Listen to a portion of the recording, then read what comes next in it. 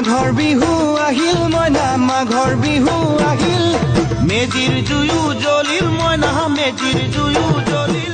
সকললৈ ভোগালী বিহুৰ শুভেচ্ছা। আপোনালোকে জানে যে যোৱা কেইবছৰ ধৰে এই বছৰেও আমি NULM আৰু বঙাইগাঁও মিউনিচিপালিটিৰ তৰফৰ পৰা ইয়াতে ভোগালী মেলাৰ আয়োজন কৰি থাকোঁ।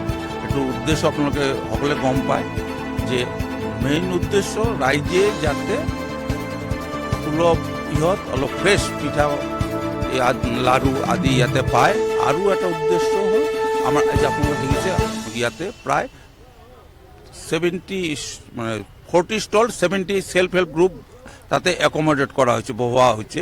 আৰু সিহঁতৰ সহায় কৰাৰ কাৰণে মানে যাতে সিহঁতৰ প্ৰডাক্টবিলাক সিহঁতে বিক্ৰী কৰিব পাৰে, আমিও অলপ ফ্ৰেছ বস্তু ইজিলি পাই যাওঁ একত্ৰিতভাৱে ইয়াতে।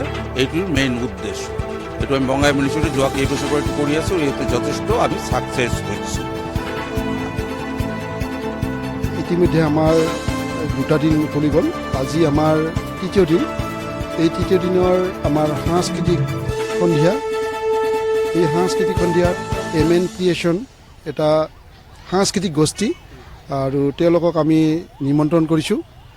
আৰু ইতিমধ্যে আমাৰ মাননীয় সভাপতি মহোদয়ে কৈ গ'ল যে মোক দায়িত্ব অৰ্পণ কৰিছে বঙাইগাঁও পৌৰসভা বৰ্ডে। আৰু মোৰ লগত অসম ৰাজ্যিক নগৰীয়া জীৱিকা অভিযানৰ আমাৰ CPO তেখেতে সঞ্জীৱ দাস, তেওঁ মোৰ লগত আছে। আজি 3 দিন আমি এই আমাৰ যিটো আমাৰ ভোগালী বিহুৰ প্ৰস্তুতি, এই ভোগালী বিহুত আমি সম্পূৰ্ণ কৰিলোঁ।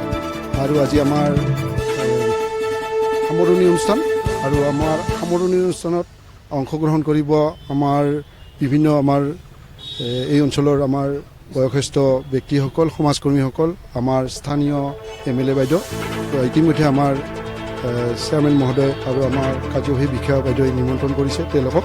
গতিকে আজিৰ এই কাৰ্যসূচীত আমি আপোনালোকৰ চেনেলৰ যোগেদি সমূহ ৰাইজক সমূহ পৌৰবাসী ৰাইজক আমি আমন্ত্ৰণ জনাইছোঁ। আৰু তেওঁলোকে আমাৰ এই বিপণীসমূহৰ পৰা যাতে ক্ৰয় কৰিব পাৰে পিঠা লাড়ু আদি। এইখিনি পুনৰবাৰ মই ভোগালী বিহুৰ শুভেচ্ছা জনাই ধন্যবাদ।